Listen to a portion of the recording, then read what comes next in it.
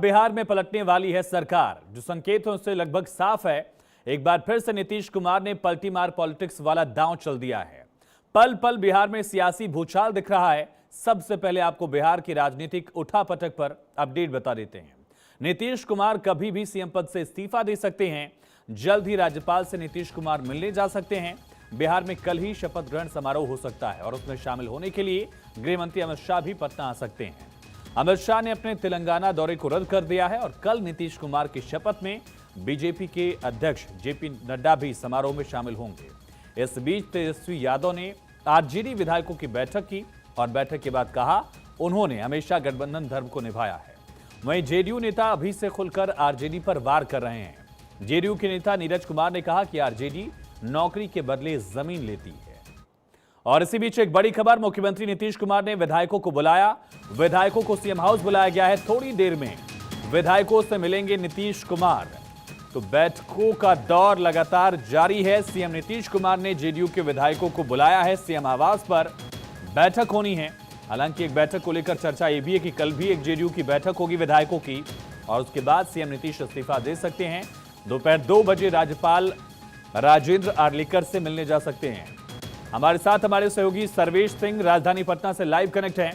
सर्वेश, नीतीश कुमार ने विधायकों को बुलाया है, क्या एजेंडा इस बैठक का? कल भी क्या बैठक होनी है विधायकों की? जी बिल्कुल आयुष, देखिए अभी जो बैठक चल रही है वो एक बैठक जेडीयू में चल रही है जो नीतीश कुमार की अध्यक्षता में मुख्यमंत्री आवास में चल रही है और दूसरी बैठक बीजेपी कार्य समिति की बैठक अभी चल रही है जो कि अटल सभागार के अंदर फिलहाल जारी है, जिसमें तमाम बीजेपी के एमएलए, एमएलसी और एमपी मौजूद हैं। इसके अलावा जो बिहार के प्रदेश प्रभारी हैं विनोद तावड़े, भिखूभाई दलसानिया, नागेंद्र सिंह स्वराज सरीखे तमाम ये बड़े नाम जो बीजेपी के दिग्गज जो लोग हैं, जो कार्य समिति के मेंबर हैं, उन तमाम लोगों को फिलहाल इस बैठक में बुलाया गया। माना यही जा रहा है कि जो बिहार में सियासी उथल पुथल मची है उस परिस्थिति में बीजेपी का स्टैंड क्या रहने वाला है, इस बाबत अपने तमाम नेताओं को बताया जा रहा है इस बैठक के जरिए और इसमें पार्टी आला कमान का जो मैसेज है वो एक एक आदमी को दिया जा रहा है। साथ ही यह भी हिदायत दी जा रही है कि जब तक पार्टी की तरफ से कुछ न कहा जाए तब तक कोई भी किसी भी तरह का बयान जारी नहीं करेगा मीडिया में, चाहे वो प्रिंट मीडिया हो या इलेक्ट्रॉनिक मीडिया। तो एक तरह से कहा जाए तो एहतियाती कदम बीजेपी की तरफ से उठाए जा रहे हैं। भोज की व्यवस्था की गई है पूरी तरीके से। यहाँ पे जितने भी लोग आए हैं, तमाम विधायक हैं, तमाम एमएलसी हैं बीजेपी के, उसके अलावा जितने भी सांसद हैं, केंद्रीय मंत्री हैं, उन सभी लोगों को फिलहाल तलब किया गया और तमाम लोग इस बैठक में शिरकत कर रहे हैं। थोड़ी देर में यह बैठक खत्म होगी, उसके बाद फिर से एक बार कोर कमेटी बीजेपी की बैठक होगी। कल सुबह 9 बजे का भी समय मुकर्रर किया गया है बीजेपी के विधायक दल की बैठक को लेकर। कल बताया जा रहा है कि विधानमंडल दल की कल बीजेपी की 9 बजे सुबह बैठक होगी। इसके अलावा जेडीयू की भी एक बैठक कल 10 बजे प्रस्तावित है मुख्यमंत्री आवास पे और उसके बाद कहा यही जा रहा है कि उसके बाद मुख्यमंत्री नीतीश कुमार राज्यपाल को जाकर अपना इस्तीफा सौंपेंगे और शाम को उनका शपथ ग्रहण समारोह होगा, जिसमें जानकारी के मुताबिक अमित शाह के आने का कार्यक्रम बताया जा रहा है। आयुष, ठीक है सर्वेश, आप बने रहिए और अपडेट आपसे लेंगे। गृह मंत्री अमित शाह भी कल शपथ ग्रहण में शामिल हो सकते हैं, नड्डा भी पहुंच सकते हैं, ये संभावना जाहिर की जा रही है। वहीं बिहार की सियासत को लेकर केंद्रीय मंत्री पशुपति पारस का रिएक्शन आया। पशुपति पारस ने कहा 24 घंटे और इंतजार करिए। केंद्रीय मंत्री एलजेपी के सांसद पशुपति पारस ने कहा 24 घंटे का इंतजार और कीजिए। देखिए, तो मैं पहले ही भविष्यवाणी किया था कि 31 जनवरी तक बिहार में सरकार बदल जाएगी और एनडीए गठबंधन की सरकार बनेगी। अब राजनीतिक जो माहौल है वो बिल्कुल क्लियर है, साफ है।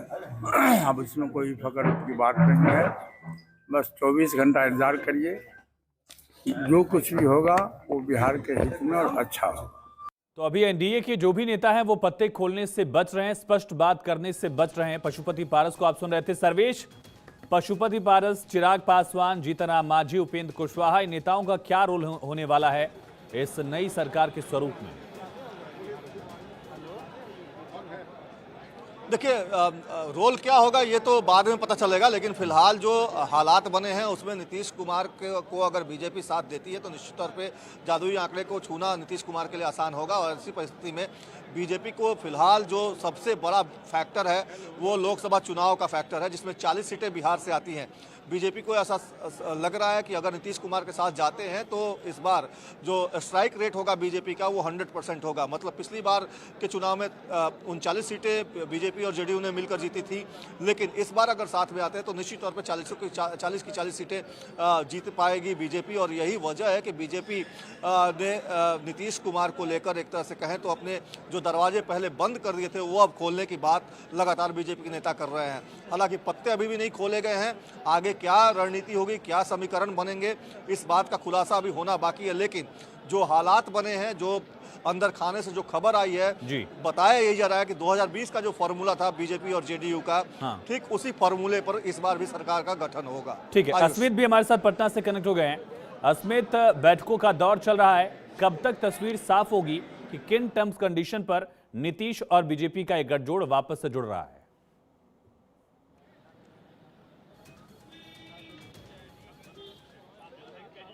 नहीं, देखिए आयुष, अभी से थोड़ी देर पहले ये कहा गया था कि जेडीयू के विधायकों को नीतीश कुमार ने एक मार्ग मुख्यमंत्री आवास में बुलाया गया था, लेकिन अब तक जेडीयू के विधायक पहुंचे नहीं, क्योंकि ये कहा जा रहा था चाय के साथ चर्चा करेंगे, चाय पे चर्चा करेंगे और बातचीत होगी आगे की रणनीति को लेकर के। एक दो विधायक पहुंचे भी थे तो उनसे बात हुई। राजीव सिंह जो आप कह सकते हैं तारापुर से विधायक हैं, वो यहाँ पहुंचे थे। उन्होंने कहा कि मैं खुद नीतीश कुमार हूँ, जो नीतीश कुमार कहेंगे वो हम लोग उनके साथ चलने के लिए तैयार हैं। तो इंतजार हो रहा है कि जेडीयू के विधायक यहाँ पहुंचेंगे। और कहा यह भी गया था कि नीतीश कुमार ने बीजेपी के विधायकों को भी यहाँ मिलने के लिए बुलाया। दरअसल अभी बीजेपी कार्यालय में, यानी पटना के बीजेपी कार्यालय में विधायकों की बैठक चल रही है। ठीक है अस्मित, बहुत शुक्रिया आपका, और सर्वेश आपका तमाम जानकारी के लिए बहुत शुक्रिया। बैठकों का सिलसिला जारी है, कयासों का सिलसिला जारी है